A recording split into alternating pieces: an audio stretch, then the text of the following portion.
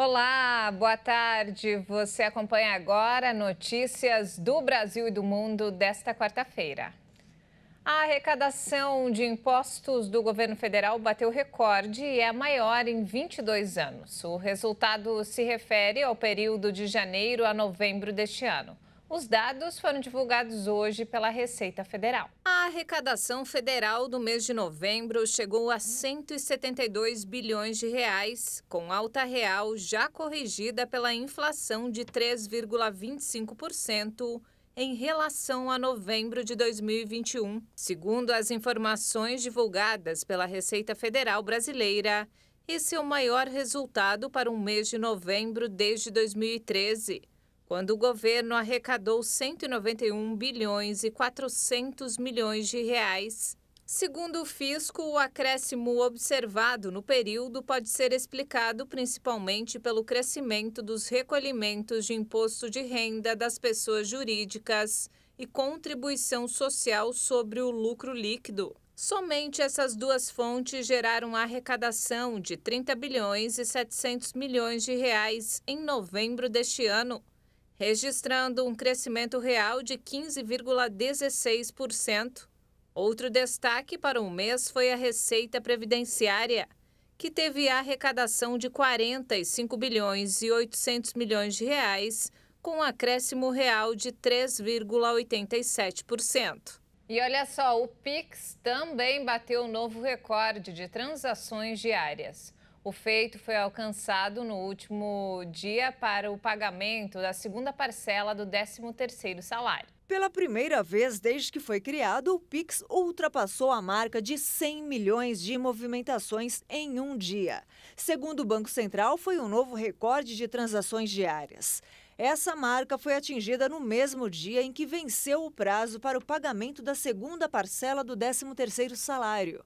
A ferramenta de pagamento instantâneo foi usada em mais de 104 milhões de operações pelos usuários finais. De acordo com a entidade monetária, o resultado superou a marca de 99 milhões e 400 mil transações feitas em 30 de novembro deste ano. Segundo o BC, os sistemas funcionaram com estabilidade ao longo de todo o dia e conseguiram atender à alta demanda. Ao todo, o valor financeiro do novo recorde do Pix equivale a 60 bilhões e 300 milhões de reais. E o Congresso Nacional aprovou um aumento de salário para os 3 poderes. Com isso, o presidente, ministros e parlamentares vão ter em 4 anos reajustes que chegam a 50%, a depender do cargo. O Congresso Nacional aprovou o aumento dos salários do presidente, do vice, ministros e parlamentares. Em 4 anos, o reajuste deve ser de 37,32% a 50%, dependendo do cargo, e o salário vai chegar a R$ 46.366. O aumento vai ser dividido em 4 parcelas.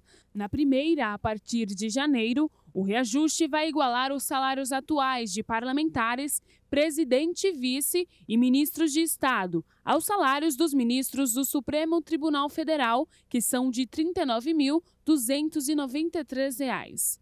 De acordo com a justificativa do projeto, o objetivo é manter o equilíbrio remuneratório entre as autoridades máximas dos poderes da República e que o último aumento para presidente, vice, ministros e parlamentares foi em 2014. Os deputados também decidiram que vão votar em regime urgência o reajuste de salários dos servidores do Poder Judiciário. Em outras votações, os parlamentares também aprovaram um reajuste para os servidores do Senado e da Câmara. Se todos os projetos forem aprovados, o impacto orçamentário deve ser de 2,5 bilhões já no ano que vem. E nos destaques internacionais, o presidente russo Vladimir Putin inaugurou o campo de gás natural na Sibéria nesta quarta-feira, o que aumentará as exportações para a China em meio a uma crise entre Moscou e o Ocidente. A Marinha Russa terá novos mísseis de cruzeiro hipersônicos Zircon no começo de 2023. Os mísseis pertencem à família de armas desenvolvida nos últimos anos por Moscou. В начале января следующего года на боевую службу No começo de janeiro, a fragata Almirante Gorshkov será equipada com o novo míssil hipersônico Zircon, que, repito, não tem equivalente no mundo. В мире гиперзвуковыми ракетными системами морского базирования «Циркон». Em cerimônia transmitida pela televisão, Putin inaugurou o campo de gás natural de Kovykta, na Sibéria. O campo vai aumentar as exportações para a China em meio à crise entre o Kremlin e o Ocidente. На карте страны появляется... Um novo centro de produção de gás baseado em Irkutsk aparecerá no mapa do país. Estamos lançando um exclusivo campo de gás de Kovykta, o maior da Sibéria Oriental. крупнейшее в Восточной Сибири. De acordo com o presidente russo, as reservas do campo alcançam 1,8 trilhão de metros cúbicos. Os esforços para desenvolver novos campos e construir o gasoduto Força da Sibéria para fornecer gás a partir de seus territórios orientais para um mercado em rápida expansão começaram há uma década. A inauguração do Kovykta ocorre em um momento de queda das exportações de gás russo para a Europa devido ao aumento das tensões desde o início da ofensiva de Moscou na Ucrânia. Aproximadamente 7 mil crianças estrangeiras, filhos de supostos jihadistas, permanecem detidas em acampamentos no nordeste da Síria.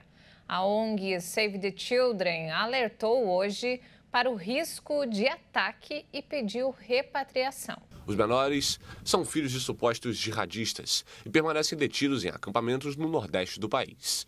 A organização alertou ainda que as crianças seguem sob risco de violência e ataque. De acordo com a ONG, apesar da situação, uma quantidade recorde de 517 mulheres e crianças foram repatriadas este ano. Em relação a 2021, a ONG destacou que as repatriações dos campos de Al-Hol e Roj aumentaram 60% em 2022. Desde a derrota do grupo Estado Islâmico em 2019, cerca de 56 mil familiares de jihadistas foram presos nos dois campos, que são controlados pelos curdos, onde a violência é endêmica e existem diversas privações. Entre eles, estão mais de 10 mil estrangeiros de aproximadamente 60 países, inclusive europeus, alojados separadamente em uma parte do acampamento chamada Anexo. Apesar dos repetidos pedidos de administração curda, a maioria dos países ocidentais se recusa a repatriar seus cidadãos nesses campos. As nações se contentam com a lentidão do processo por temer possíveis atos terroristas em seus territórios. Em março, a ONG Save the Children advertiu que a repatriação das crianças nos campos do nordeste da Síria levaria 30 anos no ritmo atual. O foguete europeu Vega C, que deveria fazer o seu primeiro voo comercial transportando 2 satélites, desapareceu pouco tempo depois da decolagem na Guiana Francesa. 10 minutos depois do lançamento, às 10h47 da noite, no horário local, o mesmo de Brasília, a trajetória do lançador se desviou da rota prevista e depois os dados deixaram de chegar à sala de controle do Centro Espacial.